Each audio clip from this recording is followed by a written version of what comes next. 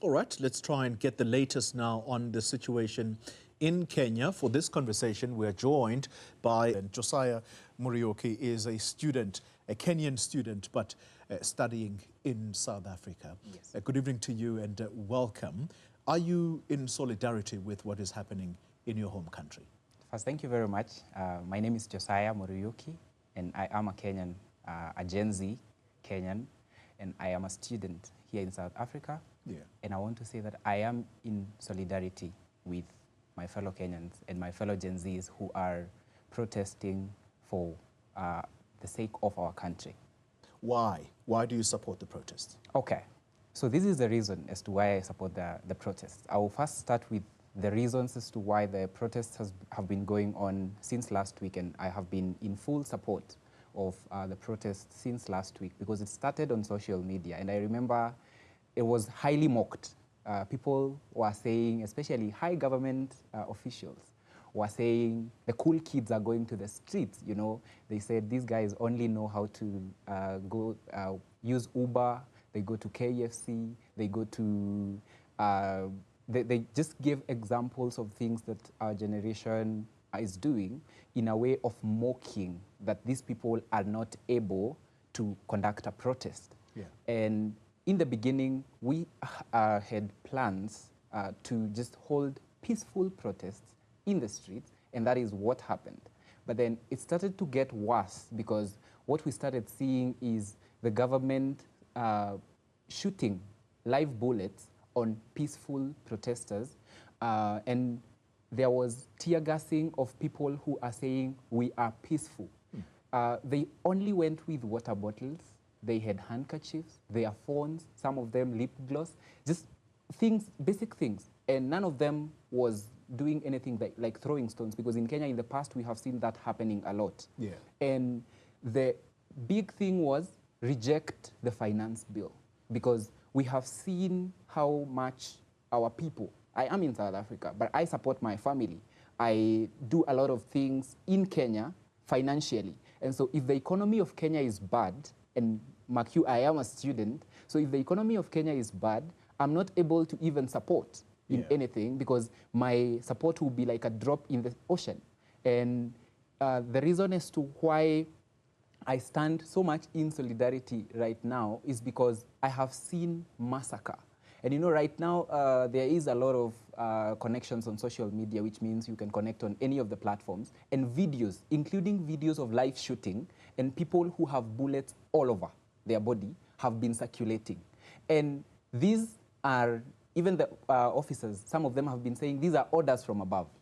So if it's orders from above, then it means that the president is aware of who is shooting and why the shootings are going on.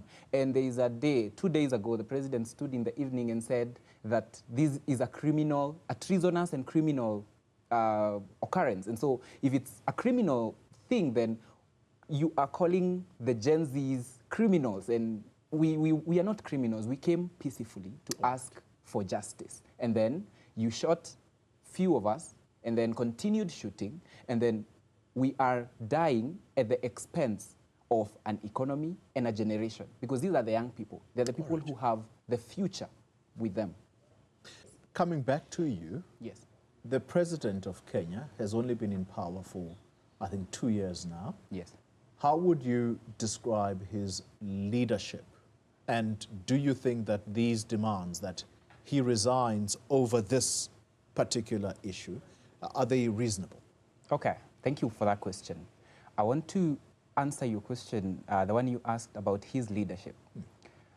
7 million people, 7.1 million people voted for the president. And I was one of those people.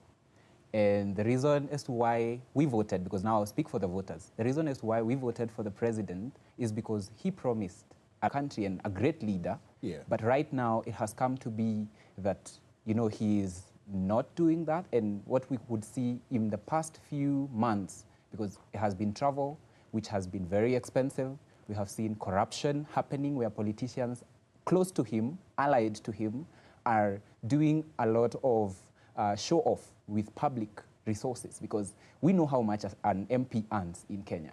But we can see what They are giving, even carrying money with polythene bags.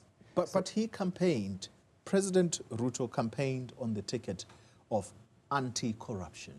How is it possible that he would have allowed for people serving in his administration to continue with corruption as if with impunity? We had him yesterday acknowledge that corruption is happening. We had him yesterday in his speech yesterday where he dropped the bill of which has been deemed to be unconstitutional by the legal teams. We had him talk about things that are happening, and he said that corruption is one of the things that needs to be addressed. So it means that it's something that is real. We are not imagining things, and we are seeing a lot of unconstitutional things happening, one of them being police disrupting people who are protesting peacefully, and that means that we elected someone, the person we elected is not the person we have right now. So I don't know, it might be advisors, it might be him who changed, because, you know, we change with situation, but then we don't know what changed him, and that is why now the thing has changed from you should reject the bill to you should now resign. Why? Because the people are tired, and I'm telling you this on behalf of the generation, because if you even ask someone like George, people of an older generation have not been doing the protests because they have been very politicized. They have been led by politicians.